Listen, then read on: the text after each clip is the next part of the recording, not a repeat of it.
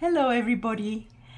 Before I start my story, would you please subscribe to this video if you like it? Thank you so much.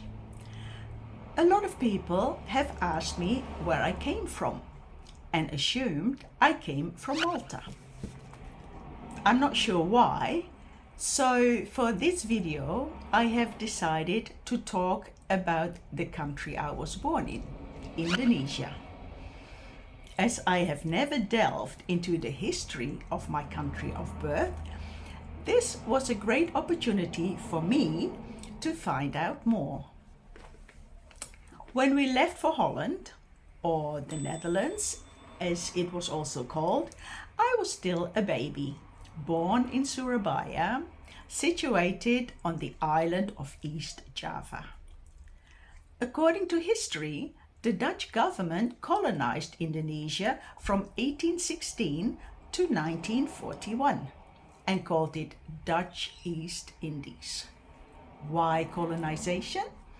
The same reason, I guess, as has happened and is still happening in other parts of the world.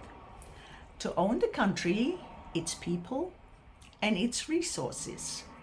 For Holland, it was to use the locals as slaves and be proud of it, even erecting statues of important Dutch people who colonized Indonesia. Indonesian people were considered primitive and backwards, so the Dutch especially took it upon themselves to civilize and educate them. Does this concept sound familiar?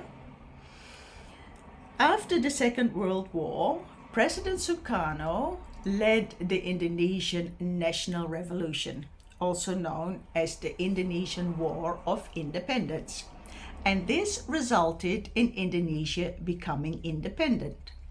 By then, Indonesia had been under Dutch dominance for 350 years and has also been occupied by Japan for several years. In 2020, King Willem-Alexander of Holland offered his apologies to Indonesia for the atrocities committed by the Dutch.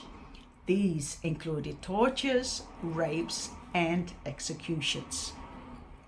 The independence, which was only acknowledged by the Dutch in December 1949, came with a heavy death toll of approximately 3 to 4 million Indonesian people.